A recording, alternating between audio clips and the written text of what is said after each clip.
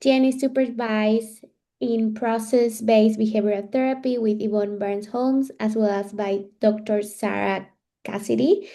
Tien is a certified FAP trainer through the University of Washington and currently serves as chair of the FAP Ethics Board. With a passion for integrating science with human connection, Tien has trained multiple cohorts of therapists in FAP, woven with cognitive behavioral therapy and acceptance and commitment therapy. She has led workshops at numerous ACBS conferences and is the founder and organizer of the annual European FAB Intensive Workshop in Budapest. This event fosters cross-pollination of theory applied experientially for transformative learning and champions a community grounded in reflective practice, compassion, and humility. Thank you, Tien, for having you here. We are very excited to hear you. Thank you, Sammy. I heard Sandra call you. Thank you for that Yeah. lovely introduction. And I just want to say, if you need me to slow down or repeat something, please tell me. I have posted the slides for today, one English version and one it's GPT translated version. Is not full, but at least maybe it will help you give some idea of what's in the English version of the slide.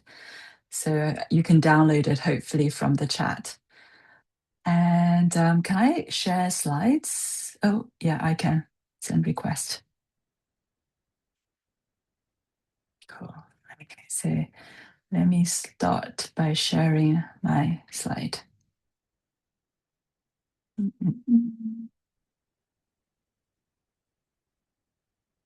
Okay, so I presume you can all see this now without a problem. If you need me to stop or ask questions, just put a emoji hand. And I want to make it interactive, so please put it into chat, any question you want. Then I'm sure Sandra and Sami can monitor the chat and let me know when I pause for questions. So good morning. I know it's your morning, it's afternoon for me. So all of you just came, and maybe it's a bit of a rush. I'm hoping you're all comfortable, but just for a moment, notice the energy you're bringing into this moment. So take a moment, take a breath. The temptations to want to rush in, and we're a few minutes behind, but don't worry if you need to rush off. But I'm happy to stay for an hour.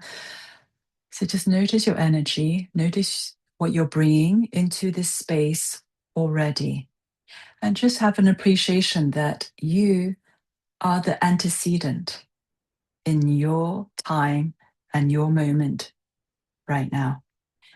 And whatever energy you're bringing in may influence how you receive this workshop. Okay. So as we're arriving,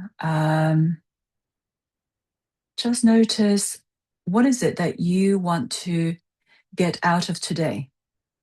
What would make this workshop energetic, a life experience for you? So you want to feel like you're part of this, you want to feel alive, you want to feel like you're gaining something, not just intellectually, but can it be a whole body experience?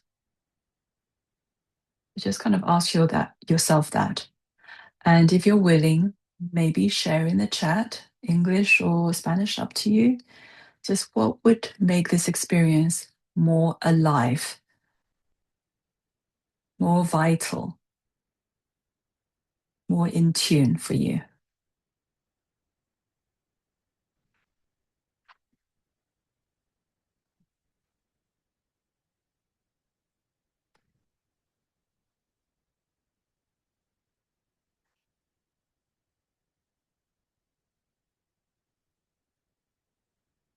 And when you say be present, just kind of sense, okay, what do I need to do to be more present? Can we open up that behavior? What is the action for you to be more present? So for me, I'm actually standing. So to be present, feeling my feet on the ground, being very aware of my breath. And as you write, maybe also translate that question into a clinical session. Maybe you can also share one way you feel alive in your clinical work, or one way you would like to and want to. Right? Sometimes we just do therapy and it just feels like we're talking at another person. It doesn't feel like you're part of that experience. So share one way you want to feel alive here and or in your clinical work. And just kind of read each other's and notice that. So already I'm kind of starting to collect information on how you want to be, on the consequence that you want to get from this. And it doesn't mean I will serve the exact function, but I will do my best. And everything I do here, I'm basically modeling a behavior. So we are operating at sort of different levels. So it's not just content, also notice how I'm evoking an experience for you here and now. So as you share with me what makes you feel alive here or in session as a therapist, we're contacting some values. And we're also finding out what is reinforcing for you in a situation. Okay, and this workshop is very much about how do we integrate ACT and FAP. So before I go into that, I'm going to quickly stop share. Maybe a show of hands. How many people know ACT or familiar with ACT? Just get a sense of my audience. And I'm going to get gallery form. Okay, cool. And just get a sense how many people are familiar with FAP. So you've had some FAP training. Okay, so feels like a little bit less. Okay, so I can't go into detail for both because of the time, but I will give you the broad outlines. And if you are curious, then yeah, go do more training, go do more reading on FAP and ACT. I'm sure you have fantastic trainers in the room. I notice a few names.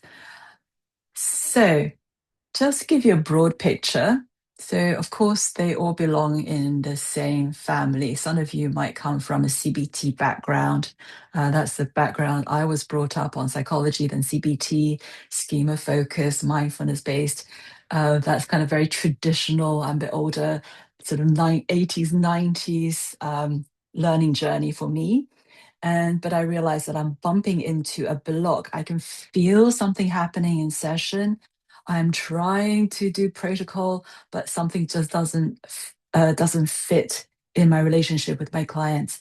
Then I discovered ACT. So you can see behavioral therapy split it off into sort of cognitive, big C, cognitive theory based CBT, and behavioral therapy then developed with acceptance commitment therapy via Stephen Hayes and all the amazing experts, compassion focused therapy.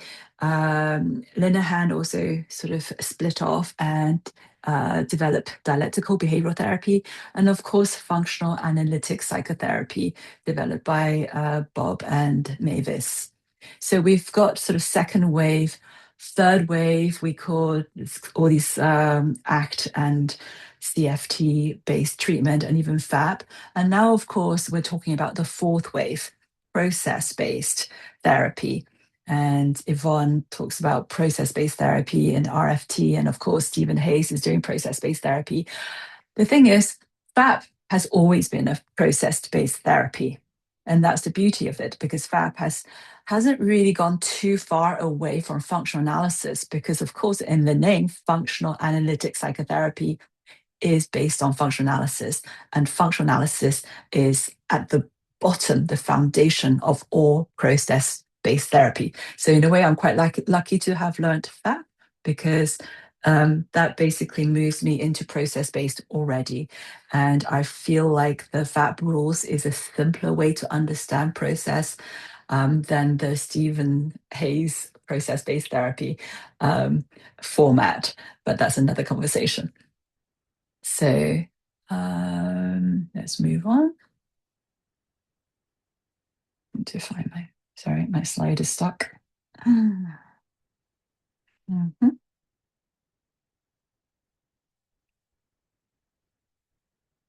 You can't see, can you?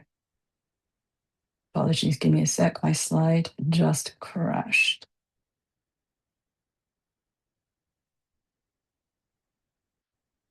Okay, so continue to share. Right, so what are we looking at? So we're looking at translating ACT, which I think all of them you know quite well, into FAP. So what does that mean? And FAP is functional analysis, as I said, and we discriminate. We look at behaviors in the room. That's a flavor of FAP. We try to look at behaviors and sort them into either problem behavior or target behavior that is happening right in front of me. And what is the goal of therapy? The goal of therapy is we want to increase the occurrence of the target behavior. So whatever that is helpful for the client. We want to bring it out, evoke it, and we want to decrease their problem behavior, the CRB ones. So don't worry too much about the CRBs yet. I'll go into that. And what is the treatment context? Well, because it's functional analysis, we can only be in one context, and that is the therapeutic relationship. And that is the beauty of that, because that's the first approach I've encountered that recognizes the therapist and the therapeutic relationship. Of course, if you come from a psychodynamic background, that is also very clear that we're working interpersonally. But FAP does it in a very grounded way. So every behavior that happens in the therapeutic relationship in the treatment context. We need to be aware of that and respect that. And our analysis is within this relationship. And what are the interventions? So in FAP, there are 5 process rules. So these are not rigid rules. It's based on process. So it looks at what is passing between me and my client interpersonally. And that can look in many, many different ways, depending on many, many different people. So its form is not what it looks like, it's the function. What is happening between us functionally? What's the consequence? What's happening? And of course, we used mindfulness to pay attention to the moment. And this is where FAP is very flexible in a way, so is ACT. We can use any kind of experiential exercises, interventions that you learned from any other approach, and bring that into the therapeutic relationship here and now to practice in order to increase the helpful behavior, right?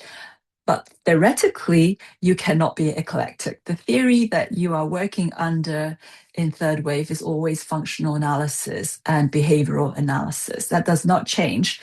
But because you have a really good formulation, you have a really good conceptualization, and you know the behavior you want to bring out, anything goes. If you have to get your client to jump and up and down on the spot to get some energy up, you can do it if it fits into their formulation of getting them to sense their body. All right, does that make sense? So I want to lower my hand. Okay, there you go. And ACT, a very quick recap, of course, functional analysis still at the bottom of it, Hexaflex and the matrix. We'll cover that a little bit. And psychological flexibility is the goal of therapy. What's the treatment focus? It's intrapersonal. So what that means is it's about what is happening inside me as a person, and it's about my behavior as a person, right? Described as me as a human being. Whereas FAP describes the relating, ACT describe me, how I relate to myself, and also how I relate to the environment, but less so. And we're trying to increase approach behavior, go towards our values, and values reinforce our behavior. And of course, we want to decrease avoidance. So the treatment target is a little bit more, it's spelled out more. Whereas for FAP, it's a little bit harder because CRP ones and twos can be anything, right? It depends on the context.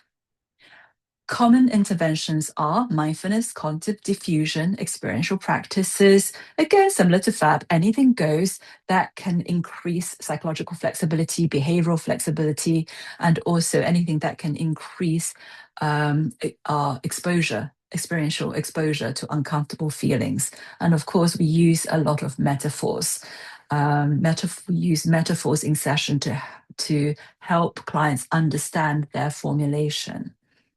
So right now, you could say, in order for me to access a sense of confidence and groundedness, I can just imagine myself being a tree. My feet is rooted on the ground, and my arms are strong trunks, and I'm kind of swaying, and I am soaking up the energy and the light from your attention and the room.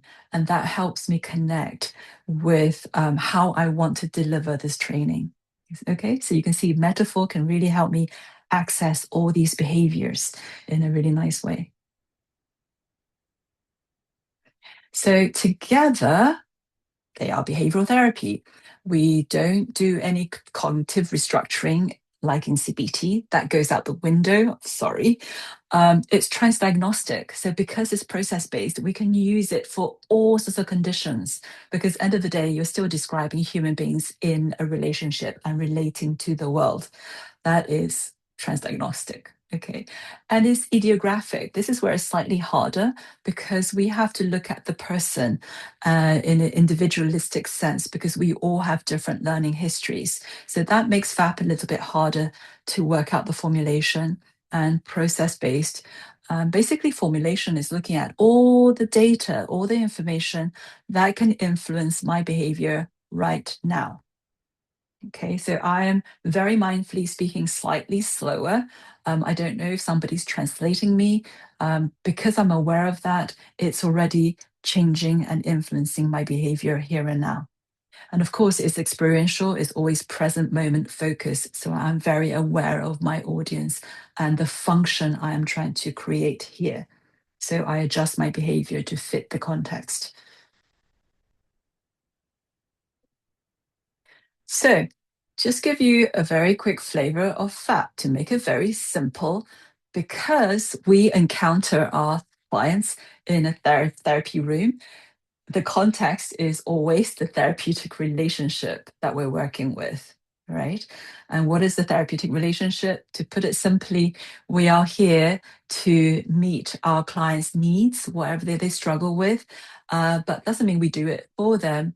We're trying to help them help themselves and to support them. And sometimes we have to care for them and untangle whatever attachment trauma they've gone through by giving them a sample, an example of a good enough parent relationship. Right. So this is where attachment theory would be useful. And if you don't have attachment theory background, go and learn about attachment theory because ultimately we're good enough parents, which means sometimes we're a bit crap and we definitely don't want to be the perfect therapist because none of us are surrounded by perfect people in our lives. So if we put our client's expectation up to find somebody like us, it's a little bit sad. So it's like a FAP intensive where we all love each other and then we have to go home and deal with our husbands and partners and family and just feel really heartbroken. Don't do that to your client. So be just good enough. And being good enough is also helpful because you are also watching how your clients manage disappointment, manage people's humanness, our mistakes. All of that is important in in a relationship. Okay, so we work in session in the here and now. It's all about here and now, and it's experiential and intensive. It's intensive because it's here and now. I'm always highlighting my behavior and my relationship with you, and we don't really do that socially. It's like, I don't tell my friend, I'm really sorry, but when you say that, it really pissed me off, in such a direct way. What does that mean? Can we I just don't do that. I'm a little bit more shy in my social relationship, to be perfectly honest. And if I do that all the time, I think I might put off my friends and family because it's too intensive and too confrontational all the time. Right? We can do it sometimes, but we've got to balance it. And of course, therapy is a safe space to practice new behaviors. The function of us being in the here and now and open and honest with our clients is we're helping them to, we're giving them a space where all the behaviors show up and we get to play with that new behavior. It's a playground, it's a behavioral playground, like children, try different ways of doing things. And if it works, go out there, let's try it in our world. Okay. So this is why we want the behavior to be here and now, but to be here and now is confronting. And it requires some emotional regulation from the therapist. So here we have the 5 rules of FAP. So if you're not familiar with FAP, this is the process. So we are aware. So we're constantly looking at our environment, our context, what is happening here and now. So I check in on the faces that I can see occasionally just to get a sense of my connection with you. All right. And if there's anything I need to notice, then I guess I could ask Sammy and Sandra, is there anything that I need to be aware of, or does anybody have any questions right now? Okay, so if there are, put your hand up and just let me know. So I'm staying aware of my environment. And what's the next one? Evoke. So by asking a question, I'm basically evoking a behavior from you. Okay, so I'm checking in. I evoked and I got, Sammy shook her head. It's like, no, all good, fine. And I really appreciate that I've got other people in the group keeping an eye on the situation for me. And this is me reinforcing their behavior. So whenever we bring out a target behavior, for in this context, might be sort of just Sammy collaborating and keeping an eye on other people in the group for me. Um, and when she does help, I would want to say thank you. And when I say thank you, hopefully that will increase her awareness behavior of the rest of the group and let me know as we go along. Okay, so whenever we got target behavior, we want to reinforce it. And reinforcement is not just to say, yeah, that's great, that's really courageous of you, that's wonderful. There's lots of different forms of reinforcement. It's validation. This must be really hard for you. Thank you, all of you, for being here bright and early, first thing in the morning, sitting here in your learning mode, right? It's not easy for everyone to be able to come here and do this. So I'm reinforcing your experience there and validating maybe how hard it is for some of you. And that allows us to be seen, and we're more likely to open up and be more honest the next time, or to show up at a workshop next time, if it's rewarding and reinforcing for you. Okay, so the fourth process rule is really amazing. It's noticing my impact. So I can reinforce and say, that's great. I'm really glad to see you do that. And really, it's really helpful when you nod, when you understand something. And, but it doesn't mean you receive my reinforcement, right? You might think, oh my God, really? Nod? That is your standard? That's a little bit too low, maybe a little bit patronizing. Um, so you might push away that reinforcement so it didn't land. So then my evoke and my reinforcement is basically useless if it didn't land. So I need to check the impact of everything I do. And again, it feeds back into awareness. So awareness of my impact. Also, awareness of my learning history, because it's a bit quantum. We're in the room with a client, we're bringing our reality into the room. So what we see is what we see. We can never see from the client's skin. We can only see what we see, and everything is filtered through our learning history. So when you go through FAP training, a really important part of training is experiential. We have to understand how our behavior is influenced by our learning history, how we interpret information, so we can correct that bias, right? Because there is a bias, there's a filter. It doesn't mean you had to be perfect. It doesn't mean your glasses, your lens is clean. It will never be clean. But at least we know what is dirty and what we need to compensate for. Okay, so my learning history is very sort of critical, tough, and I have this motivation that I think, right, I need to give you all the information. You have to know this now, and I have to adjust for this by holding back. Like, take it easy, Tien. It's all right. Just trust people will take in what they take in, and pace yourself. I only have an hour. It's not going to be Himalayas. I'm going to not create that Himalayan amount of knowledge in 1 hour. It's okay. So you can see then I adjust my behavior according to my context. And the last piece is interpret and generalize. Now, this in a way is quite RFT, because I do that generally. You can do that in between. When you evoke a behavior, you want the client to be able to repeat it in their outside world. Because if they only do that with you, um, that is actually slightly dangerous, because you are creating a unique, special relationship with the client. And then you end up with lots of boundary issues, right? And it's not going to help them, because then they will say, you are the only person I can do this with. You're the only person I can talk to. And, if they end up falling in love with you, or if they start to need you and depend on you, then we have an ethical issue here. Okay. And then of course that I would worry about the power imbalance, because then they become much more influential, open to your influence, and that's also not helpful.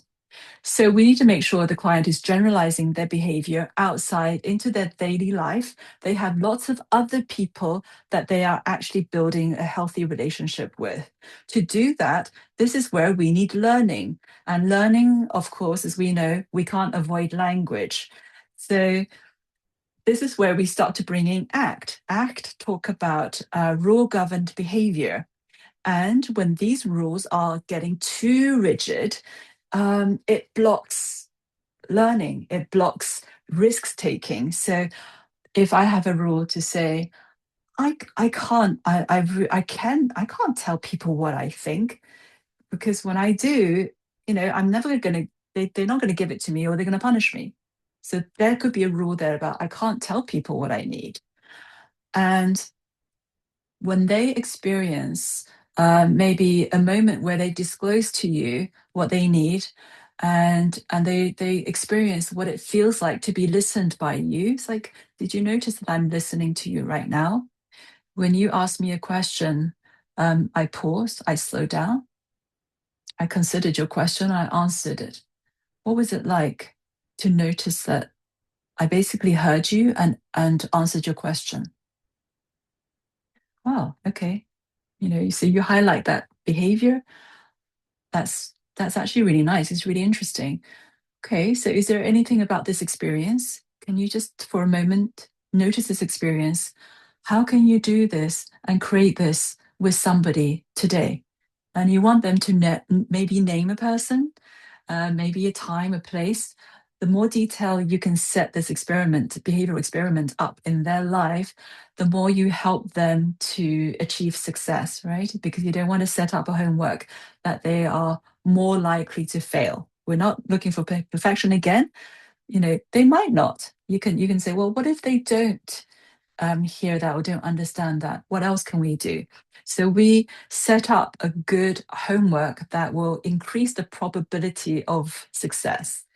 To do that, they have to tell you, give you a set of instructions, and that's new rule governed behavior, right? They're creating a set of new rule governed behavior that they can take outside the room and follow. And that's a generalization piece. So the interpret is not the psychodynamic version of interpret. It's like, do you notice that's because, you have eatable experience with your father and all of that and your mother and this is why you're doing that. No, it's not symbolic interpretation. It's literally coming up with a set of instructions, new rules that they can take outside the room and follow, and maybe have that rule in the back of their head. And then when they come back next week, always check in. How did it go? Did it work? Did it not work? So you can again do another functional analysis to help open that up. Okay. So just going back, awareness. What in the world are we looking for? Right? This is where FAP is a little bit hard. We want them to look for clinically relevant behaviors. So that is a behavioral term to say behavior in the room. And that is the unit of analysis in FAP, is we look at the behavior, the interaction in the room. And it's not just client behavior, we're also looking at our behavior. It's quite complicated. We're looking at their behavior, what am I doing, my impact, and also the interrelationship, the relating, what's being passed back and forth. And sometimes it feels kind of energetic, right? I'm not going so mad now. I think there is something energetic. So, what is the energy in the room? Am I feeling tight? Is my chest tight? Am I mirroring the client's nonverbal behavior? We have to be aware of all of that as clinically relevant behaviors. So, and then when we notice, we have to sort it into classes of behavior. What is going on? What is the function here? They are telling me what's happening to them last week, but they're really, really tense. What do I pay attention to? The content or the fact that they're sitting with me right now, really, really tense? All right. So that's always sort of your formulation, your dilemma. Where do you pay attention to? So let's just open it up. So as I talked about, there's CRB1 and there's CRB2. CRB1 is problem behavior. There are daily life problems that show up in session with the therapist. They're behaviors that block or keep a client stuck. And they're typically under aversive control. So they're normally, fear-based, deprivation or avoidance-based. And what does the therapist do? We have to block that. So we don't give that attention, and because we're trying to achieve extinction, so we reduce the behavior. So we don't generally block CRB1s.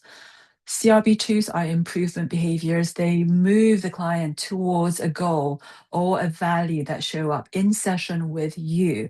Generally, these values are connection-based, pro-social, and they are reinforced by the therapist in the moment when you see it. Okay. So just checking in. Am I going too fast or okay for you, Sammy? A little bit slower. Okay. Thank you. So awareness checking in, and you've just shaped my behavior. Okay. So how do we know what's a CRB1 and what is a CRB2? So what's a problem behavior? What's a helpful behavior in the moment? Of course, it's always the context, right?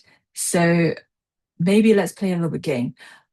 For you, each one of you, what would be a problem behavior in this context?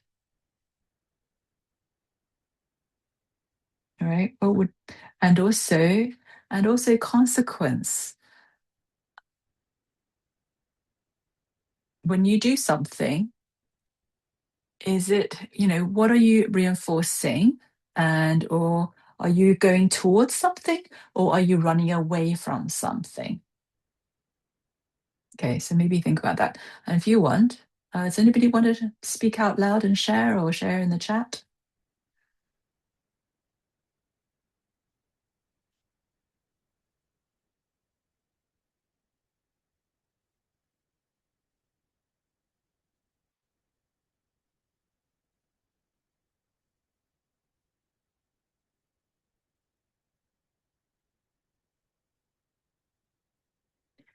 Yes, I can repeat the question. So, right now, here, as you are in the room with me, listening to me in this workshop, what would be a problem behavior in this context?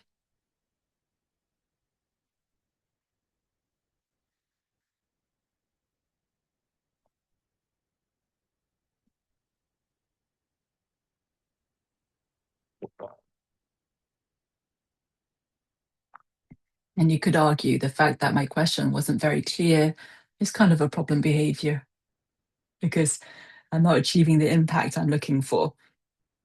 Yeah, checking the phone. I know we all do, or scrolling on the web on the side, or looking out the window.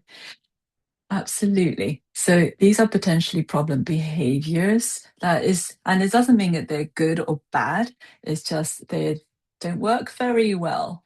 Yeah, yeah, and interrupting unless the question is helpful. Don't know. So you're getting it. So it depends on the context. Being quiet here could be a helpful behavior. Actually, Julia, thank you. When you have a question and don't ask, and you actually need to speak up, that becomes a problem behavior. So it all depends on the function. So that's super helpful. Okay, and also think about what would you like to be reinforced for right now? What is helpful for you to get from this workshop? And is your behavior matching that? Right? If you want to learn something right now and want to add to your knowledge, um, maybe you want to be doing something that's reinforcing the value of learning, and that could be asking questions. Okay, so asking questions could be helpful. Um, any questions right now? Talking about questions. Okay, so FAP and ACT, it is a match made in heaven. In a way, as you might have heard from many ACT practitioners, you really shouldn't do ACT as a technique because ACT is always a functional analysis, and ultimately, ACT doing ACT in the present moment is how it should be done. And to be honest, a lot of ACT practitioners are now teaching FAPI ACT, but they never mention FAP. But that's just politics. So we can target the hexaflex process through logical FAP interactions. I don't need to reinvent FAP already take care of what we need to do in session. And it allows for a full, robust functional analysis that includes intrapersonal, so the information ACT gives us about being a healthy, functional human being, and interpersonal. So FAP, especially with relational classes, so Fiat Q is interesting. It gives you 5 functional classes of interaction. So can we resolve conflict? Is our emotional expression helpful and functional? Can we disclose information to another person? Is there feedback, giving feedback, receiving feedback? So all of these interpersonal behaviors we can look at and sort as helpful behavior or not helpful. So ACT, we'll go into that in a minute. ACT, the questions we ask in ACT are generally soft evokes. The questions that we ask in FAP are hard evokes. So what does that mean? So don't get too overwhelmed. Just look at one side, soft evoke. So soft evoke is something you already do. All of us do as really skilled therapists, even just beginner therapists, we do that, right? So we direct the client's attention to their experience outside of the session. So they come, they talk to us about their day. Where were you? What are you going? What happened? How did they respond? These kind of content questions. Okay, but they are useful because they give you a sense of the context. And we can also direct attention to their internal experience inside their skin. What are you feeling right now? What are you thinking right now? Where do you feel that? Okay, and then they answer. And then we also direct attention on the therapeutic relationship, but in the past, right? Oh, I'm picking up a pattern. I noticed that you did this last week. What was your reaction to our last session? Was it helpful? Not helpful? Did I do it? I noticed that you were uncomfortable last session. What was that about? So it does talk about the therapeutic relationship, but it's not in the here and now. Okay. Or you could say, how would you want our relationship to be in the future? But it's still not here and now. So all these questions, emotionally, even physically, as you ask them, it feels less confronting. Right. So if I ask you right now, I can see Valeria, what is, how how are you feeling listening to me? Is it difficult? Is it easy, or is it another feeling? What is your experience of listening to me right now feel like? I have to focus quite a lot, but I can. Yeah, okay. So you had to focus quite a lot. So there is a lot of tension and energy going into that. Yeah. Okay. So as I ask that question, it's hilariously quite it is confrontational because I'm suddenly noticing you here right now. Yeah. And now we get to the flavor of FAP, hard evokes. I notice you're sitting at the edge of the chair. Are you feeling uncomfortable with me? Right? Do you need to do something to be more comfortable right now? So I'm like a mirror highlighting your behavior. Have you ever had someone listen to you the way I'm listening to you right now? What do you fear? Is there anything that you don't want to happen with me? When I said that, I noticed you looked really sad. What happened? So, and what's really hard for you to say to me right now? And also, can you do this with me right now? Not any other moment in time, right now. Now, why is this important? Why does FAP focus on right now? Anybody want to answer that question?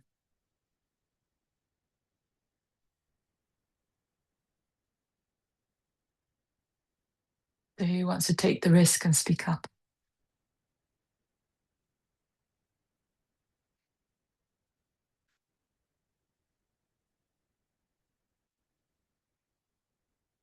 Okay, so in the interest of time, because of reinforcement theory, because we want, if the behavior can happen in the room, we get to reinforce it here and now. And you're more likely to reinforce the correct behavior than another behavior, right? Remember, functional analysis is not just one moment. It's like taking a photograph. It's that moment in time. And if you miss that moment, the behavior has already moved on. It's like a stream constantly moving. And it's really hard how it's like children, wait till your father gets home and he's going to tell you off. By the time you get home and tell your child off, the moment has gone, and the only experience your child has is you basically being horrible, screaming at them, and it's not about that moment anymore, right? They are just being attacked. So looking and shaping up behavior in the here and now is the most accurate way we can catch a moment and change the behavior. So to quickly go through that, so Hexaflex, hopefully you're familiar with it. How do we translate ACT processes into the present moment?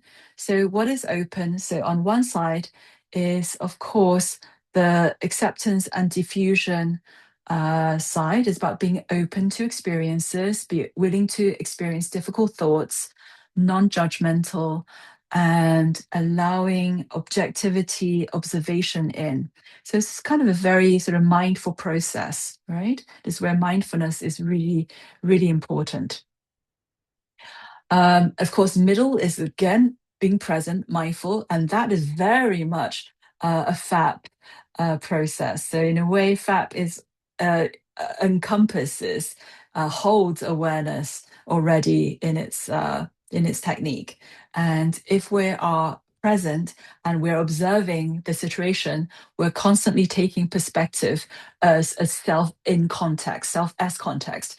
I'm behaving here and now in this context, and I'm being aware of that, right? I'm not my failure. I'm not only a therapist. I am just being a therapist in this context, experiencing you. And of course, here is committed action. So, what are the values? And of course, values define purpose and direction. And values are also verbal reinforcers, right? When we have a value, it gives us a verbal target to go towards. And this is our crazy ability to work with language. I am here giving you my time because it's a value for me to teach now. Because when I teach, I'm also learning, and when I teach, I meet people. So all these values are present, and this makes me want to prepare. This makes me want to overcome tiredness, maybe anxiety, maybe I'm not good enough in my head, and still do this. So I'm using these values as verbal reinforcers to show up. And of course, showing up is me doing this with you right now. Okay, so how do we bring it into this room? We can use the hexaflex as a shortcut to help us organize CRB 1s and 2s. So we know the flip side of hexaflex is non-acceptance. Is the client really stuck? They are really fused by their negative thoughts. They are not present. They're constantly time traveling, going to the past or the future, and they maybe don't have very clear values or clear idea of what reinforces them, right? They're a little bit lost. Or they don't have the reinforcers in their environment here and now. And also if it's very aversive, they're not going to take risks because risks just become riskier and more painful. I'm not going to take risks if I can't see the good of taking that risk. So they are constantly moving away from aversive environments, running away, avoiding, rather than taking steps. Okay, so you can see the opposite of that gives you the CRB1, and this is the CRB2 here. So the question is then, how do we translate that to behavior in the session? Right? What are you looking for? What's the awareness? Well, it's not too difficult. So for example, in the open section, possible CRB1s are when you see a client that is emotionally avoidant in session, maybe they are not very expressive. Maybe when you start to talk about something meaningful, they change topics very quickly. Maybe they talk very fast, lots of content, but not present. They're really fused with their content. So you're looking at behavior, not content, right? So if you can see that acting, just acting out with you, or maybe you get a sense that I'm just not connecting with my client, or I keep forgetting about them. They're not showing up. They're invisible. Then maybe some CRB1 is taking place, right? So what does that mean?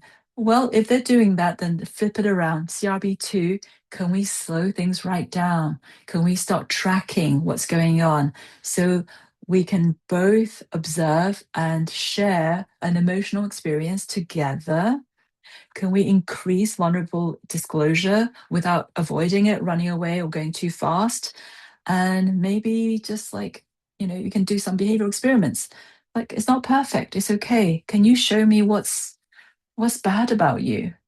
Okay, if it feels bad, it's all right. I want to see that side to you. It's fine.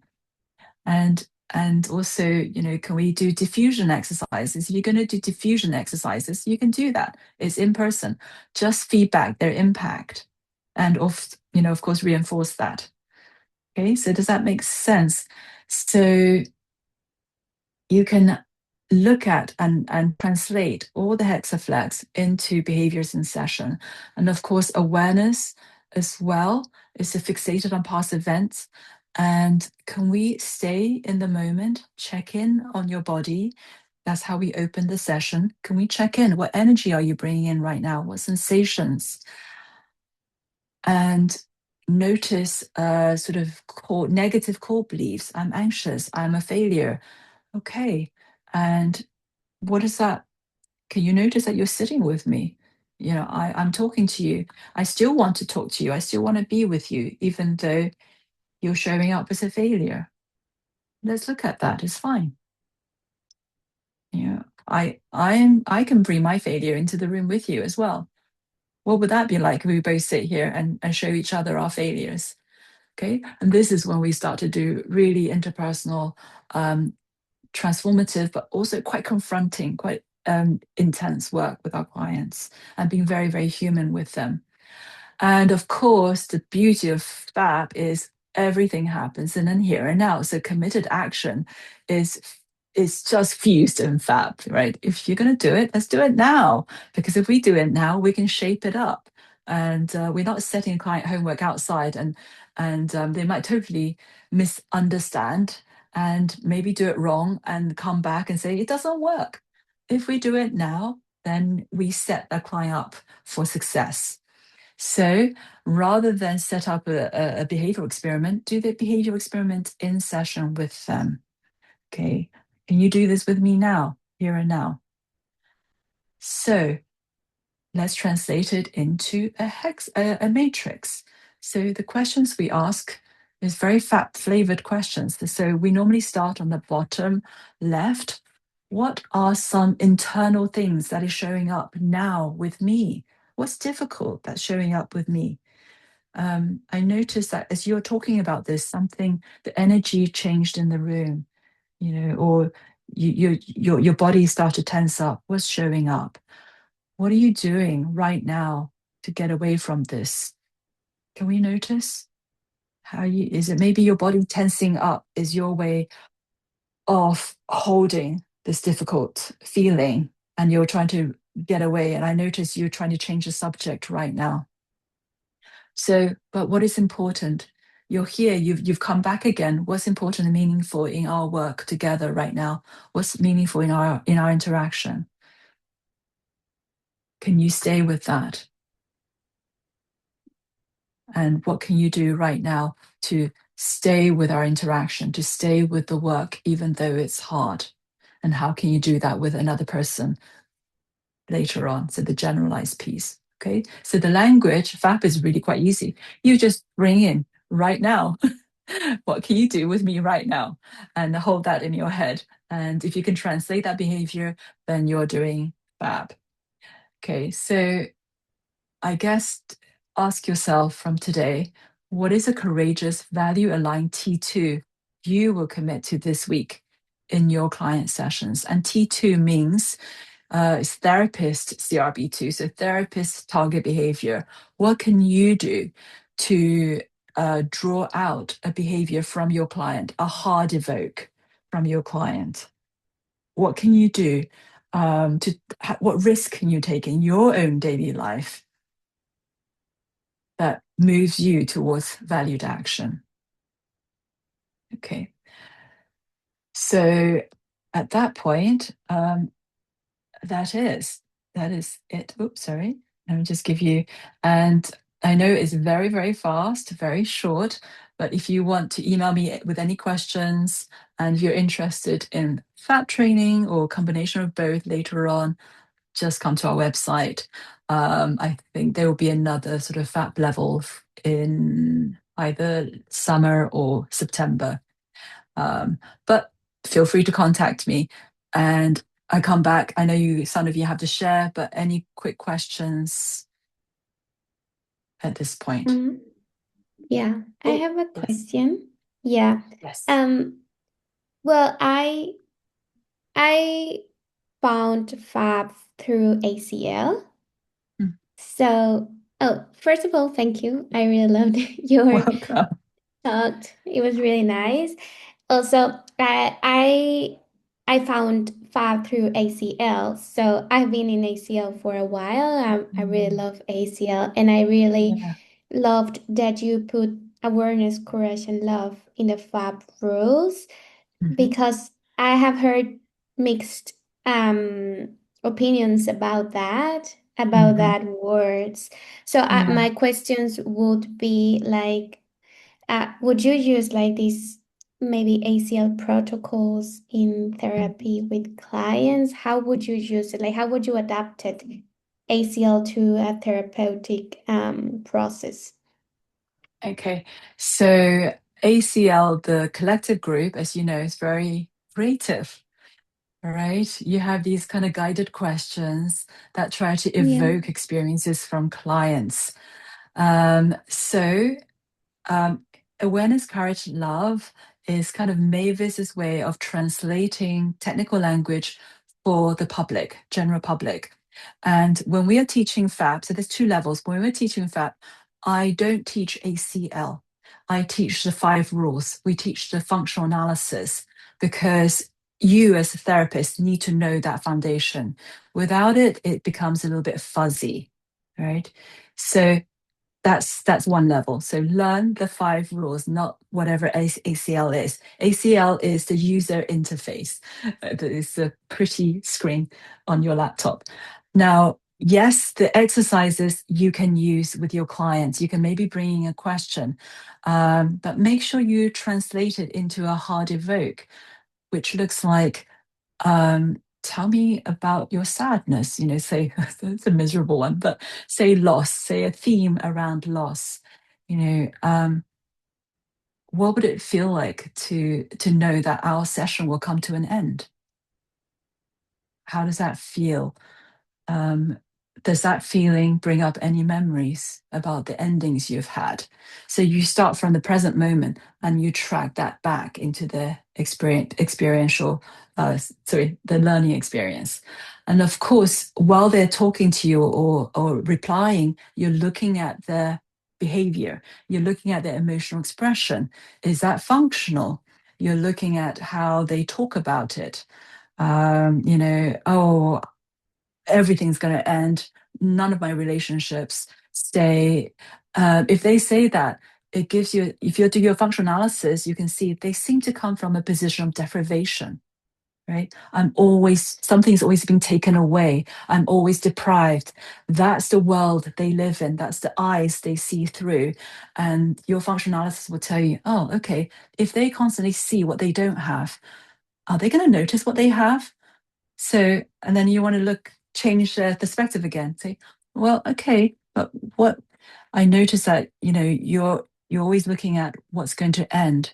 How about right now? Are you feeling this with me right now? That our session's going to end. And what do you think you're gaining?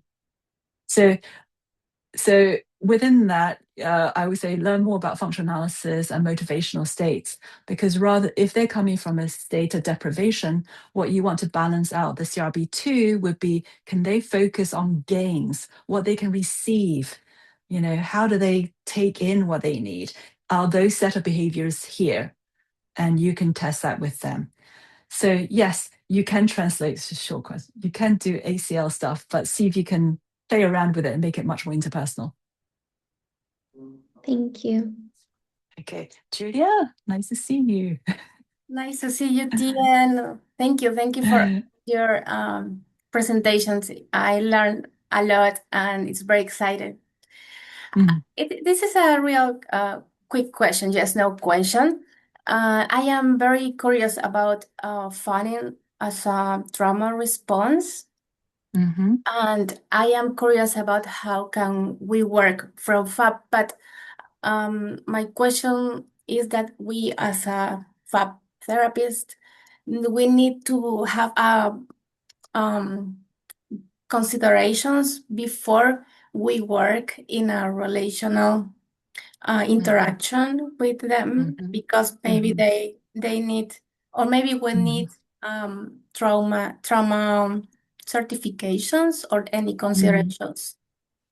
Okay, so that's a really good question, because I think FAB is a really good approach for trauma work, because it is such an intense interpersonal approach, especially attachment trauma. So, and I also say that we are now all competing with AI on a verbal level. Okay, so I have trained an agent to be a FAP therapist, and it does wonderful evokes, wonderful reinforcement. It can use language better than me. Of course it does, because it's trained on language. But what it can't do is it doesn't have physical form.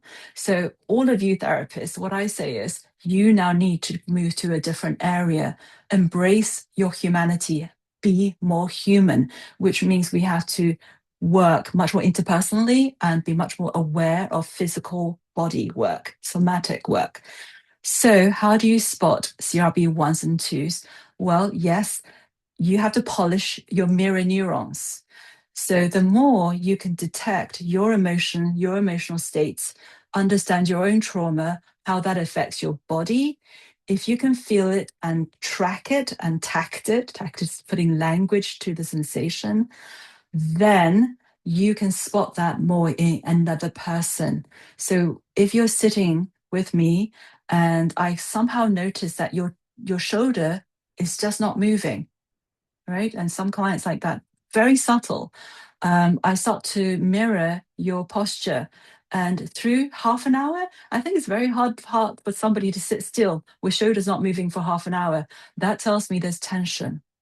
And that for me is CRB1 target. I notice that I notice that there might be some tension. Can we just check? So I wouldn't even say that. So, can we just pause for a minute? Can you check in and just notice how your body is? Take a few breaths, pick up, just describe what you're picking up. Maybe just squeeze your shoulders. What do you notice? Is it tense? And when they start to put attention downwards, then they start to, this is awareness, of course, they start to be aware. And that you can do by tuning into your own stuff, right? So understanding how your body reacts, behaves, will help you recognize somebody else doing the same thing. And then just keep the awareness piece is really, really important. So that's really step one, because you can't do trauma until you help clients regulate. You don't go into anything hot until they have regulation skills. You have the scaffold of safety in the relationship first. And to do that, you have to be very physically aware and teach them that physical regulation. Then you can go into the difficult stuff. Yeah. So that basically goes very nicely with it. Any other questions? Thank you. Tien, there is a question on the chat. Would you Okay. want me to read it to you? Yes, please. Yeah. Would it be appropriate to think that there are cases where using ACT is more effective and others where using FAP is more effective? So basically the question is soft evoke versus hard evoke. So do we bring the thing into the room or not? Or can we just talk about it? Of course, it's a mixture of both, right? To be honest, on a tired day, you think, oh, I can't take any intensity. We mainly just talk about what to do and check in that. That's okay. Don't kill yourself. But generally, I would say if you have a CRB2, if you can see your CRB2 in the room, reinforce it. Or if you can bring it, if you have the opportunity to bring it into the room, like I find it really hard to say that to this person in my life. I would say, how honest are you with me when you talk to me? And they was, maybe out of 10, I'm about an 8. Okay, so you're 8 in terms of honesty. You're only 5 with this person. What is it about this situation that allows you to be more honest? So then that's a hard evoke, you see. And for them to be able to track their CRB2, they're doing a CRB2 with me, but they find it hard with another person. I want to break it down to understand how can, if you can do it here, let's look at it, let's recreate that situation out there. So, oh, it's because you're a therapist and you're nice. It's like, okay, but also you're giving me you're giving me the privilege, right? You're assuming I'm safe. I'm not. I could go home and be gossiping about you. I say that just to bring, do you see, to bring in the imperfection. I'm not a perfect person. I want to remove myself from being perfect. You don't know that. There's still uncertainty in our relationship, yet you give me the doubt and you still are open with me, and because you're open, I can respond to you. So I'm trying to get the client to be the antecedent. You created that behavior. You are honest with me, so I can respond and give you what you need. Do you notice this works? And for them to track that, okay, oh, all right, that makes sense. Can you practice with somebody? So yeah, if the relationship or the situation allows you to bring a behavior, do it.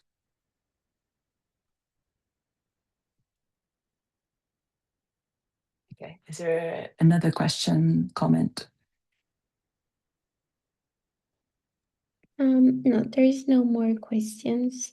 Okay, great. Thank you, Tien. No worries. And I would say once you bring a behavior into the room, it feels a lot more alive, and you're less likely to burn out because it's more interesting for you as a therapist. So anyway, thank you all for having me, and sorry I'm a few minutes late. Thank you for staying a bit longer. Thank you, Okay. Tien. It was very it was it was a very rich talk to me. I really liked it, and I know that everyone is very happy with that.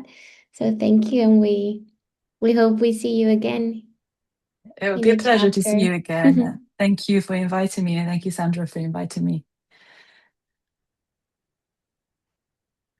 Take care, everyone. Thank you, you. Tien. Bye. Gracias a todos por conectarse. Nos vemos en el próximo taller.